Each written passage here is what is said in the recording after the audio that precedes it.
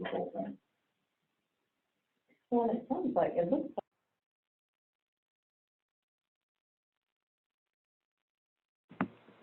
Hello, everyone. If you could please let us know if you can hear us, we would appreciate it if you can just type into the chat box.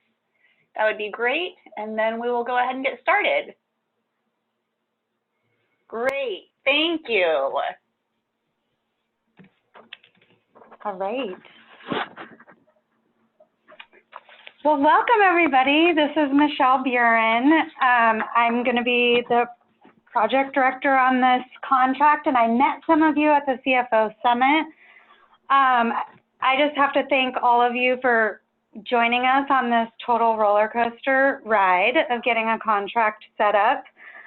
Today's meant to be more of an overview of what's to come, and also an opportunity for all of you to ask questions, for us to hear from each other, and really start planning out those next steps so we can hit the ground running, knowing that April 1st is officially our start date.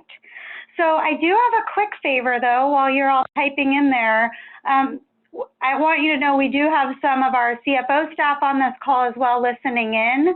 What we would like is to hear from those of you that are campuses. If you could just type in the chat box what campus you're with and the names of the people that are in the room with you. That would be super helpful. So I'm going to give you a couple minutes to do that.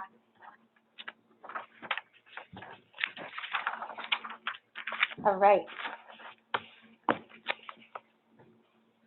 Thank you. Perfect. Okay, that's very helpful for us to know who's on. And I know that some of you might have staff on today and then some separate staff on tomorrow. We will be recording both of these webinars and they'll be available. So if you have staff that weren't able to listen and you want them to be up to date, then you can absolutely send them the recording and they can listen in.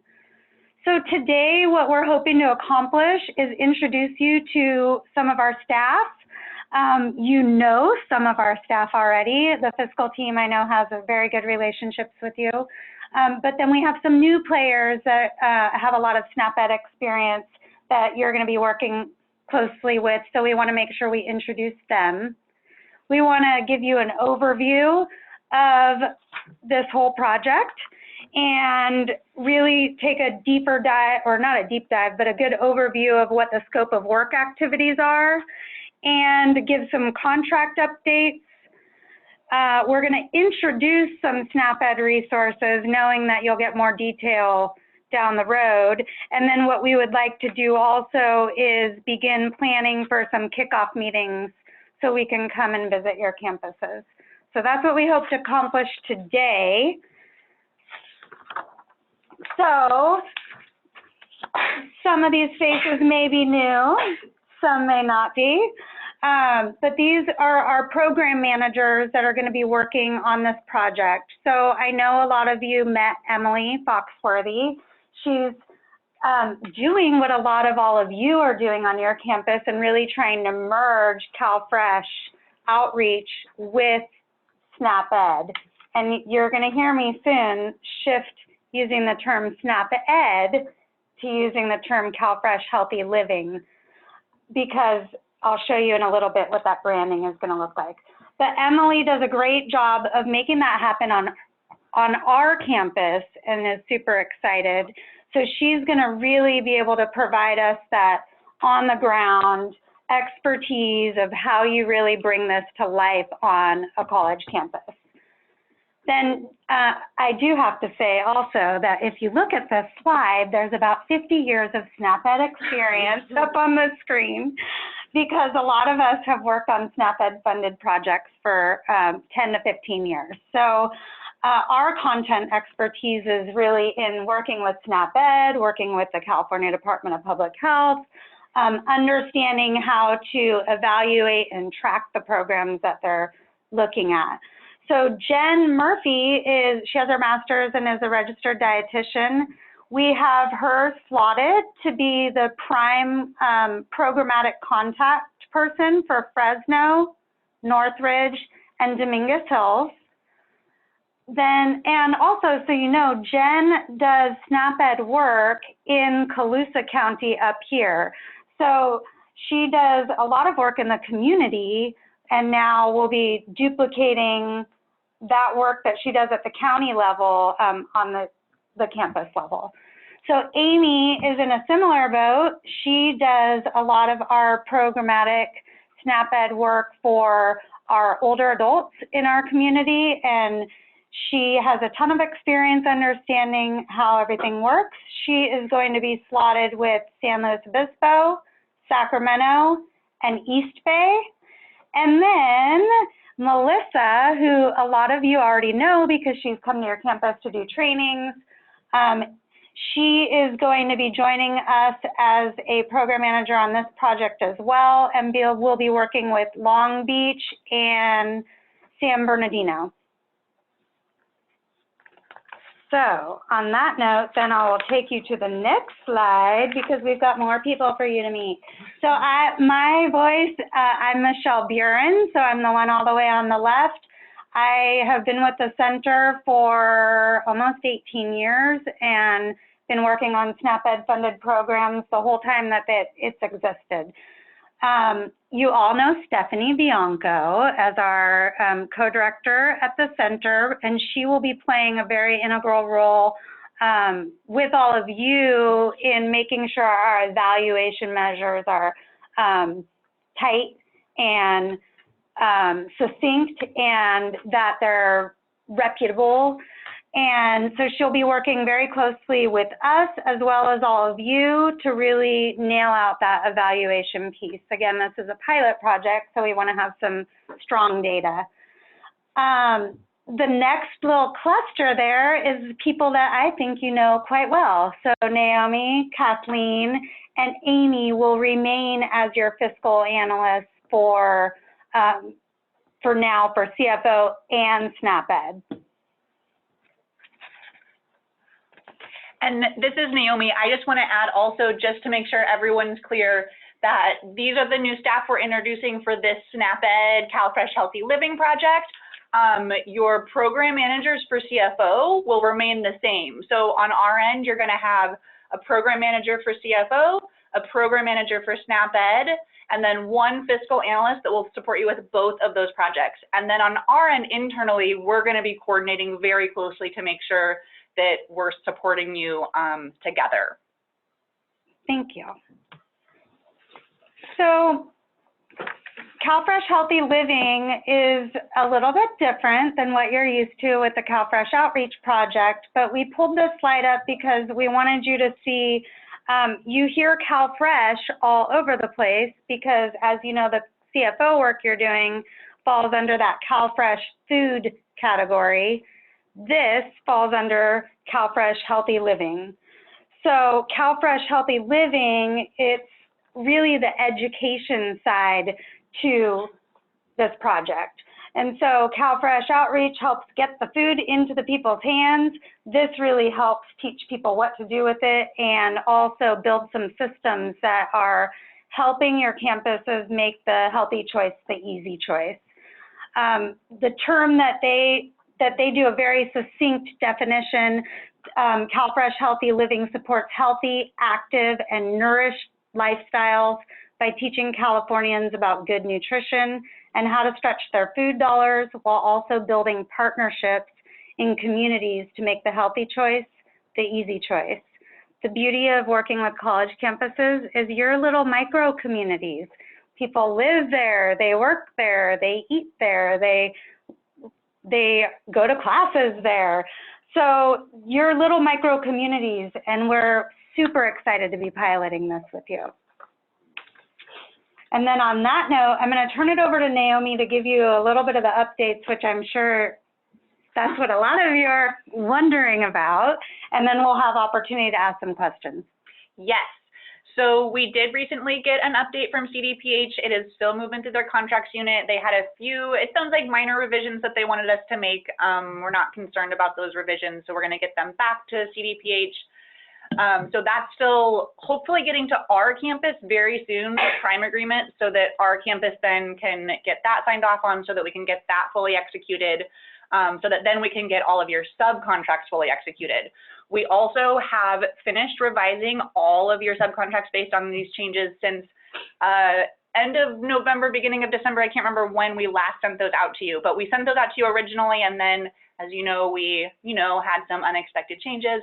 So we've made now those final updates to your subcontracts, and our contracts office is doing their final review of those now before we can send those out to you. So as we mentioned in a previous email, there were changes to dates, changes to the scope of work. We had given you some kind of high level what those changes were going to be. We do have those ready to go though, so we're hoping to get those out to you by the end of the day tomorrow. Those of you who had previously requested some changes to the subcontract, we've incorporated everything we can into these new versions. So hopefully this will be now a very quick review for you, since I believe most of you have done that initial review on those contracts. So watch for that coming your way today or tomorrow. We also know that some people are looking at hiring, and we've gotten some questions related to having position descriptions for the people working on this contract. So if you have a need like that, and if you're moving forward with that, please reach out to us. We're more than happy to help. We do have a lot of position descriptions that would be a great jumping off point probably for you if you are looking for especially things like student staff or people to help coordinate the actual activities. So we have those. If you want them, please reach out to us if you would like that. Also remember that this is going to be a separate contract from CFO. So you'll have a CFO contract and then also a SNAP Ed contract. So on your campus, you will need to get a different project number set up for that. So it might be a good idea to be coordinating right now with your post-award analyst to just make sure there's nothing you need to do at this point, so that come April 1st, it can be as speedy as possible to get that project number active, and so that you can be charging then there as soon as possible. So now that we have gotten through those kind of just nuts and bolts. Yeah, we are going to take a quick break here to see if anybody has any questions. Feel free to type any questions into the chat box, or if you would rather voice your question through the phone or computer, please let us know and we can unmute your line.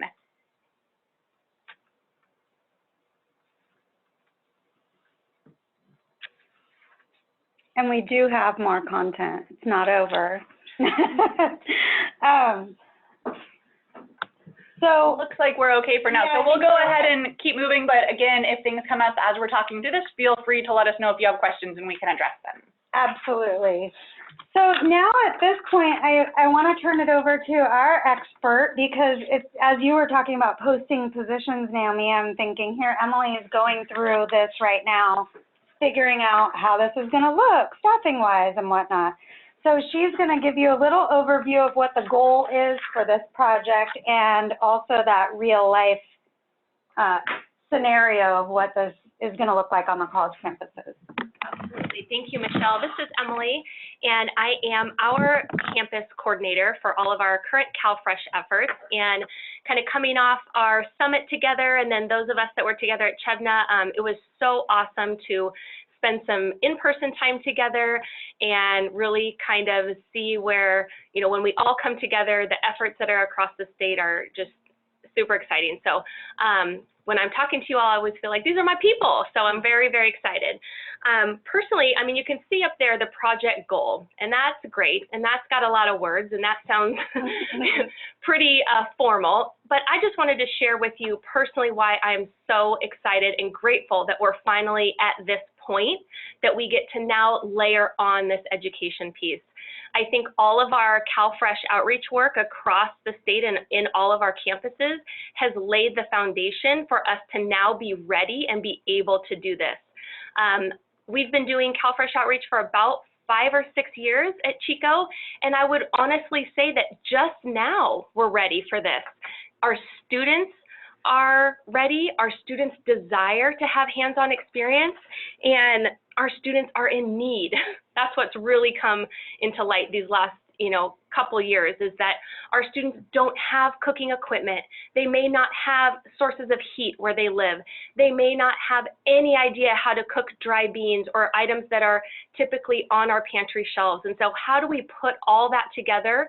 We've provided the access to healthy food, and now we really need to provide them the what to do with it. And so I'm super excited just for that, and I hope you all share in that excitement as well. And know that I'm a resource. I don't always get it right. I make lots of mistakes, and there's lots of hiccups along the way, but we figure it out, and I'm always up for having conversations and letting you know what I've tried, what worked, what didn't work, and going forward from there. So please know that I'm kind of your real life, real time content expert, if you will.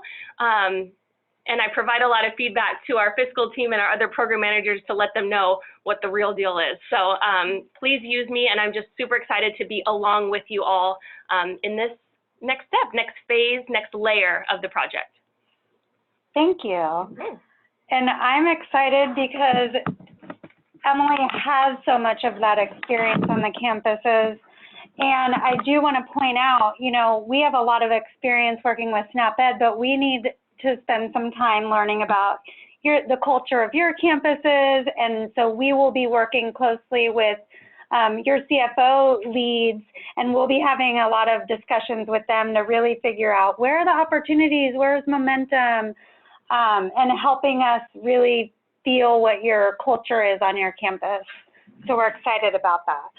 I do want to now go over just some, I'm not going to go crazy with the scope of work, but I do want to give you a little overview because it's been a while for a lot of us since we've looked at it. So the way that we've broken it out is we have it broken out with direct education, indirect education, policy, system, and environmental changes, and then partnerships and collaboration. And so each of those then we're gonna have benchmarks for, and you'll see those in your subcontracts as well. We didn't get too specific for today because a lot of your numbers are dependent on your campus size. So what we're gonna do though is give you a little overview of what we mean by direct education, what we mean by indirect, what we mean by PSE, and then also the partnership piece. So I'm going to introduce Jen, who's going to give you a little overview on direct education. Hello, everyone. This is Jen Murphy. I'm kind of excited to talk about this piece because this is the piece that we're actually going to be doing. This is the work. So first, we're going to talk about direct education, and there are two pieces to direct education. But first, quickly, just to kind of give you a small little definition of what it is. I mean, it seems pretty self-explanatory with the title, direct education, but what it is it takes place when a participant is actively engaged in the learning process. So you're really working face-to-face and providing education to these participants. And then we've got it broken down into the single session and a series-based. So for the purpose of this first year, these first 6 months, April 1 to September 30th, you will just be focusing on single session classes. We will layer in series-based starting year 2, October 1. And we made that change in the scope of work just because of the shortened year 1 with CDPH. So we wanted to take that second piece off so you didn't feel so much pressure to have to get that in. So I'm going to focus a bit on single session classes first. And really what a single session is it's just a one-time class, really. It's going to be, you'll offer it multiple times. The lesson can be different, and the participants will be different every time. So again, just remember single session is just a one-time class. And we're hoping to aim for about 20 participants per class. We're not going to hold you to that number, but it would be, it's more worthy if we provide it to at least 20 rather than for 2. So shooting for about 20 per class. The time limit for the single session is a requirement for SNAP-Ed funding. So in order for us to report it and in order for it to be allowable, we have to have at least 20 minutes for a class. You won't have a hard time meeting that because we're going to layer in food tastings, a food demo. Getting 20 minutes in is not going to be difficult, but I do want to let you know that that is a requirement for the funding. We did select curriculum for you to use. We will send those links out later. There are 5 single session lessons available, and you can pick and choose whatever you want to use. You can use them all, you can use just one and offer it multiple times, whatever works best for your campus and what lessons you like the best. Again, this is a pilot. There's not a lot of curriculum available. We have to be held to SNAP Ed approved resources. So if there are other resources that you're interested in, I think we can entertain that idea and take it back to the state, but our hands are pretty tied with the resources that we can use. When we talk about SNAP Ed allowability, we'll really get into the nitty-gritty of that when we do our one-on-one meetings with you because it is fairly restricted funding. Yeah, go ahead. This is Amy. I just wanted to follow up with what Jen just mentioned, that we are held to these specific curriculums, but like Michelle was talking about, you know, Jen and Emily and I have a lot of SNAP Ed or CalFresh Healthy Living experience, and we're really, really good at getting creative. So if you have ideas like Jen's mentioning that you want to do on your college campus, don't be afraid to reach out to us. I know we're really excited to bring some information back to the state about suggested materials that would work best for the college population. So again, we do have specific curriculum that we are required to follow, but we really want to push that envelope and get what's best for the college students. So we can work with you to just kind of tailor those things. And our hope is that we'll be able to kind of package this single session class with the food tasting. We're working with Emily on what recipes are going to work best on a college campus and specific for these students. So we're going to hopefully get that package together and be able to roll that out for you all. Moving on to series-based. Series-based is really where you're providing a series of classes to the same participants. So unlike single session where you can have a different set of students every time, series-based, we need to have the same participants. And for the curriculum that we're going to be using for this session, it's called Food Smarts. It's by Leah's Pantry. It's a fantastic curriculum that we love. And you need to be able to provide 3, at the minimum 3 of those lessons for it to be counted as a series-based. There is a pre and a post survey that needs to be collected on the series-based curriculum. Something that I didn't mention on the single session was we will collect post data for the single session class. There's going to be a few points of data that we will need to collect that's called data participation cards. That is a requirement for SNAP Ed, and that will be part of your reporting, which we will all get into specifically when we meet one-on-one, but really it's just collecting demographic information on your students, anonymous demographic information on the students. Yep, I think we can move on to the next one. So the next piece that you'll be doing over these 18 months is called Indirect Education.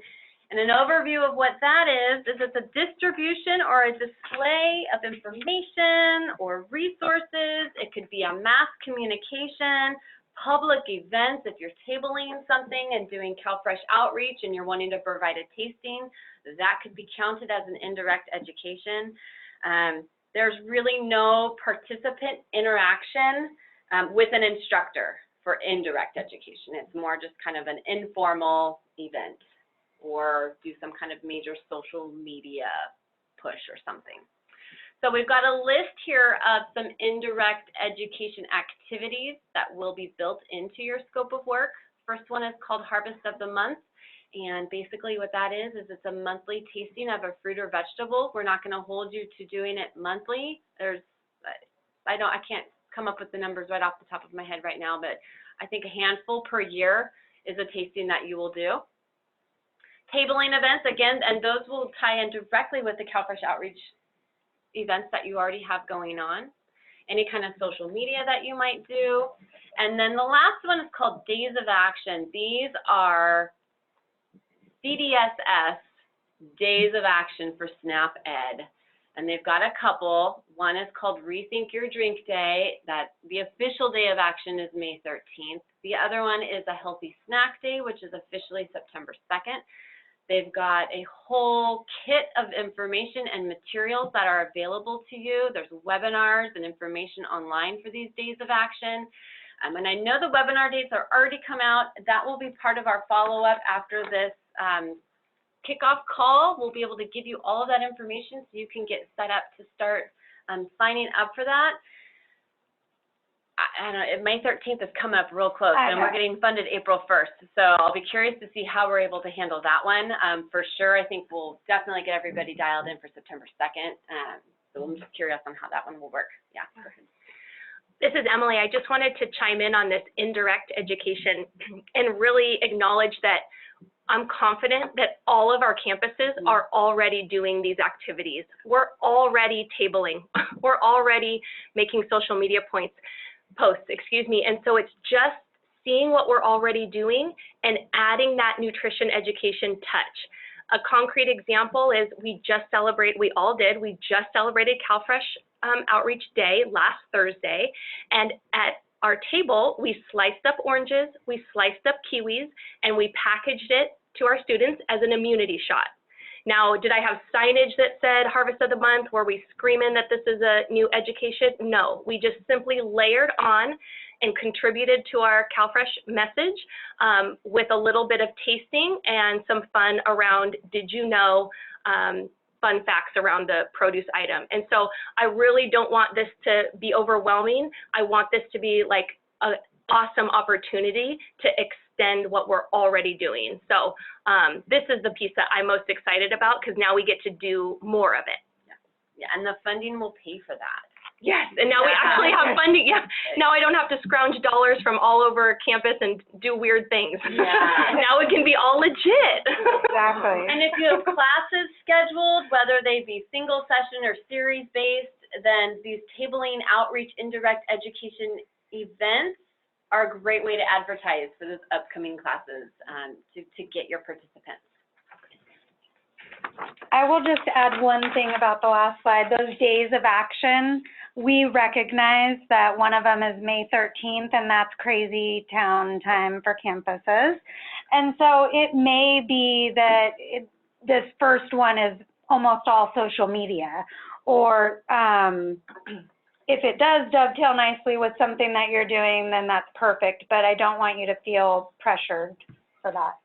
This is Amy again. I'll also chime in just on that. The Rethink Your Drink Day, there is a specific day of action, May 13th, but my understanding is that you can't have a Rethink Your Drink Day that's not on May 13th. So you might want to do it during finals week or, you know, during summer school or something like that. And again, we can talk to you more independently about that. Thank you. All right. So the part that I feel like is a little bit ambiguous to people sometimes, but I really feel like puts the teeth into these projects is the PSE piece. And so just as a reminder, that's policies, systems, and environmental changes. And this is where we really get to build those partnerships and the infrastructure and get creative. And a lot of you have momentum already happening on your campuses, and this is where we can really capitalize on that. And so I want to read you the term that they use for PSE. PSE interventions shape policies, practices, and environments to support and improve nutrition education, physical activity habits, and obesity prevention efforts.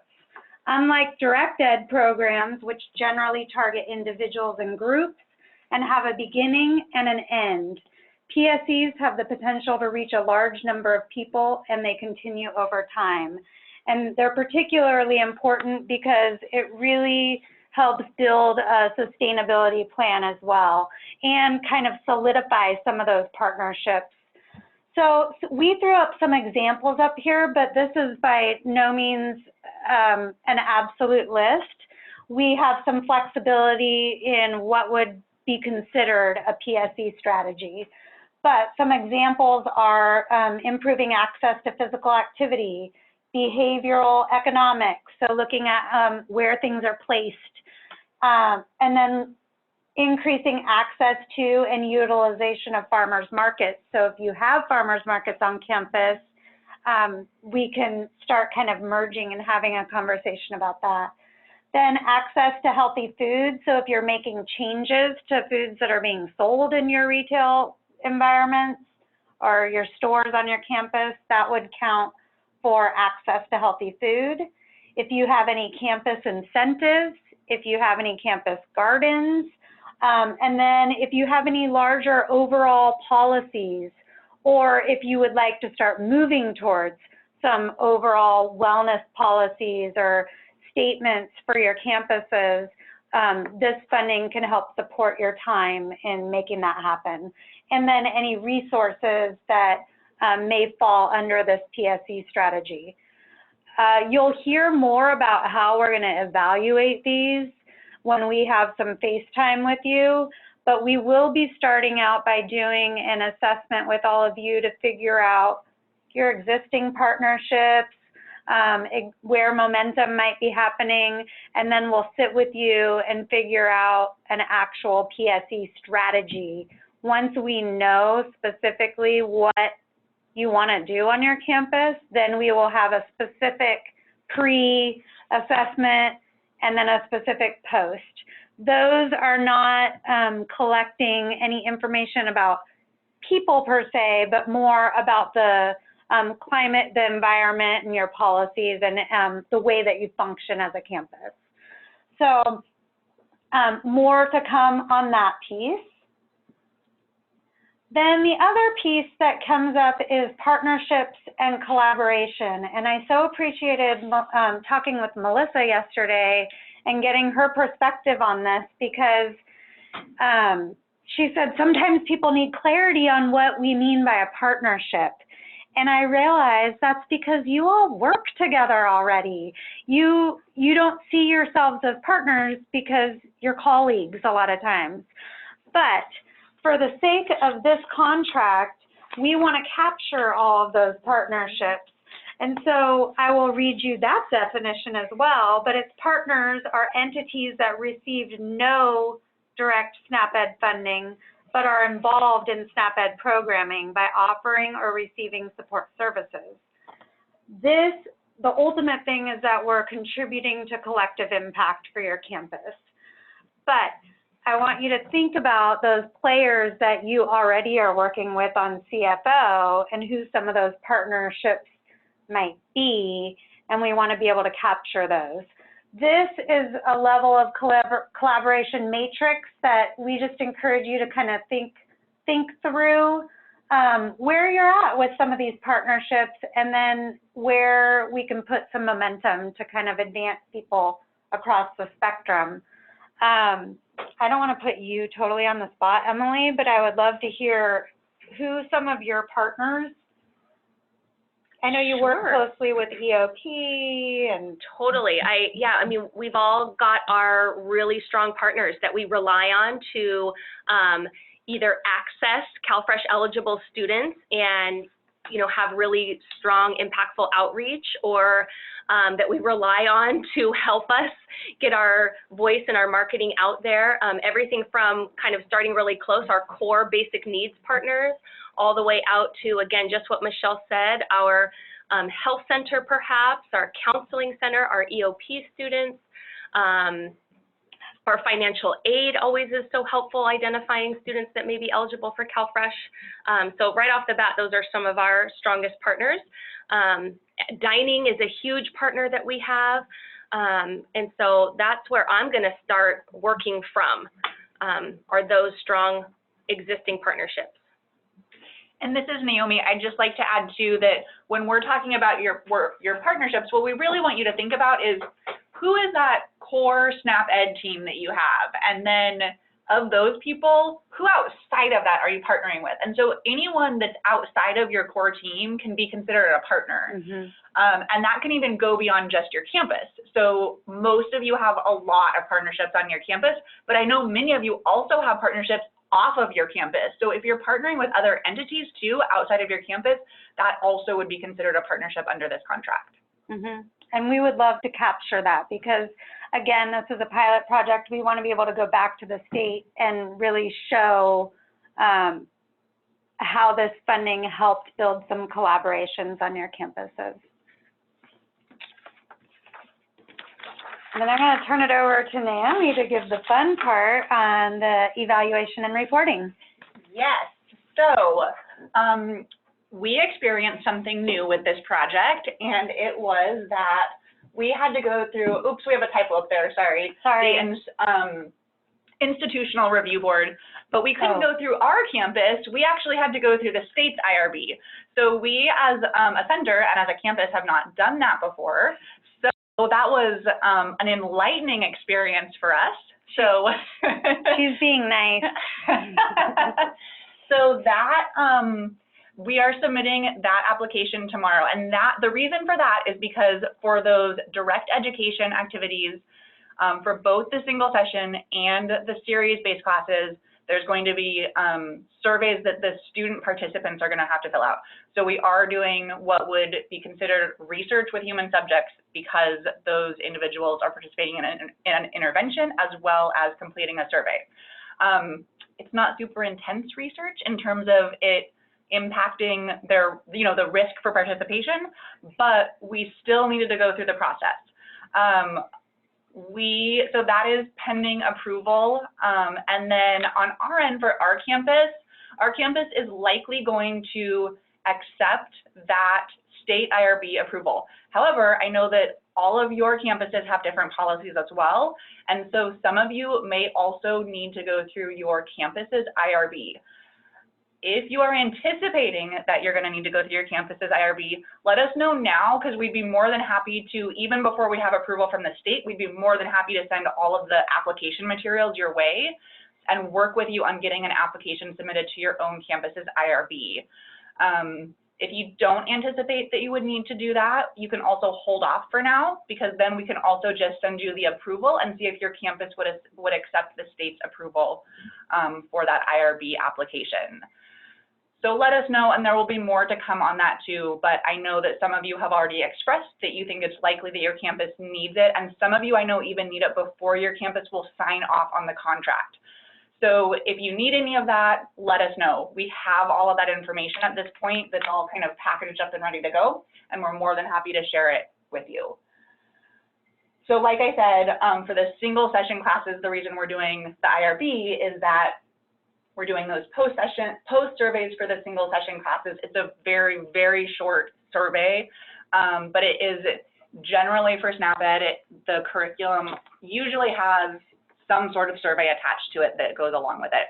So for the single sessions, I think it's 4 questions or something like that. For the series-based classes, it's a slightly longer survey, and it is pre to post, and that's actually the data that we're most interested in seeing, because we really are curious to see what those differences that we're seeing with these students are pre to post, as well as the people who develop that curriculum that we're using, because this is a population that they haven't targeted really before. And so we're excited to see that data, and also other entities are excited to see that too. So those things we're collecting, and then, like I think Jen said before, we are also collecting data participation cards, which is just very general demographic information, which is a requirement for the contract. And only a requirement for direct education. Thank you for that clarification. Yeah, you do not need to collect data participation cards on indirect education. It is only on that participant instructor interaction. And then, like Michelle was mentioning a couple minutes ago, we are going to also be assessing the policy, system, and environmental changes, as well as partnerships. More to come on that. And again, that one is not going through IRB because it's about your environment and systems and things like that. Lastly, the other thing we're going to be requesting everyone complete is the activity tracking form. This is really to collect process data. And so like Jen was mentioning, these surveys and data participation cards are for that direct education. The activity tracking form is essentially tracking process data for the contract. So it's tracking everything that you're doing. We are working on figuring out the details of how we're going to get that from you. We are trying to make it as easy as possible. So speaking on that, this is Jennifer again. For that activity tracking form, we're currently creating a Microsoft survey form. And so what you'll do after you're done completing a direct education or an indirect education, or any of those, you'll just go right into this form, enter in the information, and it will directly come to us, and we will be doing the official reporting for the state. So you will just be completing per event, per class, whatever it may be, put your information in, and we will take it from there.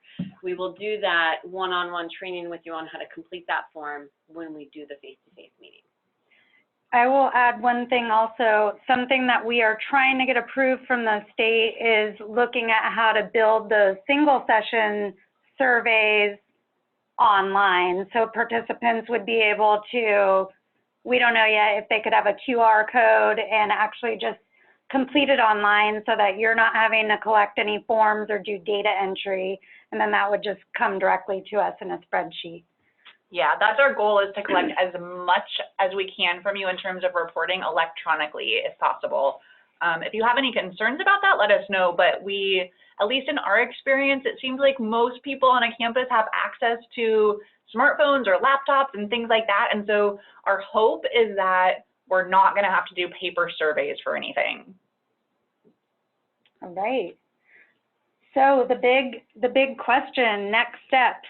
We feel like April is going to happen tomorrow. And I don't know if you're all aware, but we have a spring break at a weird time in March. So some of us will be a little quiet for that week because we've got kiddos heading out to go on vacation. But we want to try to schedule some face-to-face campus kickoff meetings with all of you for April, ideally. I say that reluctantly because it feels so soon, but April would be ideal. May would be realistic, or would be okay, not ideal, because you want to be able to get trained so you can start implementing classes.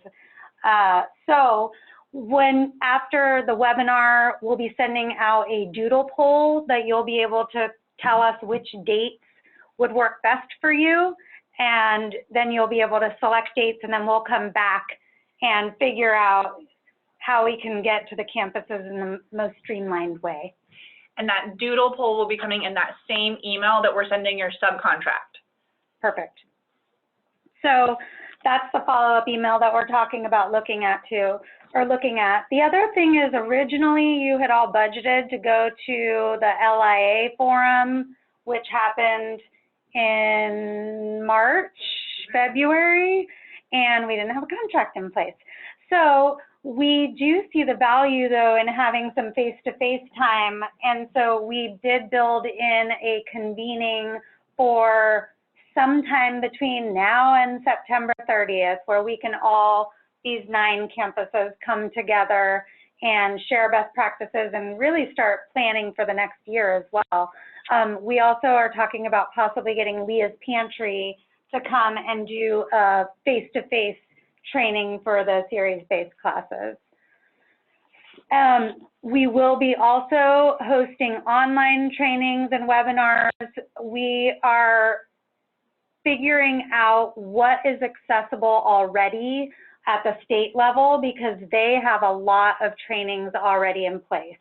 So we're compiling those for you, for some of you that might want to like start working already, or just, you know, exploring some of the resources. You'll be able to look into those. And then lastly, we would like to schedule some one-to-one calls with you, and that would be preferably in conjunction with CFO, so that we're having a conversation together and understanding what's happening with CFO on your campus. And then that is all that I have to share, but I really want to hear from you what questions you have.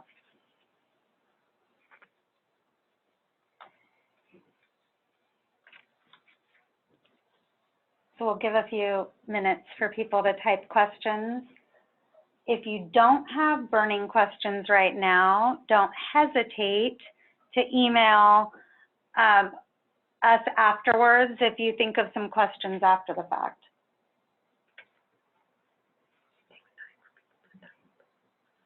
All right. Let's go ahead and, can you just put it on the last slide? Yeah. So, oh, I was thinking we had our email address on there, but we don't. So if you do have questions, go ahead and feel free to reach out to your fiscal analyst for now. So that would be myself, Naomi, Kathleen, or Amy Reeson. Any of us can help either answer your question or guide you to the appropriate person. Mm-hmm. When we send your contract emails out, we will also be including your program manager lead, and so you will then have their contact information as well. And so in the next couple of days, you'll have their email addresses as well as ours. So at that point, then feel free to reach out to either of us, either your program manager or your fiscal analyst for SNAP-Ed. And we will be doing a lot of talking, you know, behind the scenes and connecting with fiscal, I almost said SNAP-Ed, CalFresh Healthy Living team and CFO, so that we are all on the same page and collaborating smoothly for this project. And you'll probably likely hear us continue to say SNAP-Ed because it is what we are used to. So we're transitioning to try to be referring to it as CalFresh Healthy Living as well, but at the moment we seem to be using them interchangeably. Yeah. I don't see any questions coming through. Oh, I see a thank you though. Well, thank you for taking the time. We know this is kind of a busy time of year for people. And we know you also don't even have a contract yet in place, so we still appreciate you joining us. Yes, thank you. I think we're gonna go ahead and wrap up then, and we, again, as a reminder, we did record this and we'll be sharing it out with all of you soon. Soon. Thank you, everyone, and have a good rest of your day.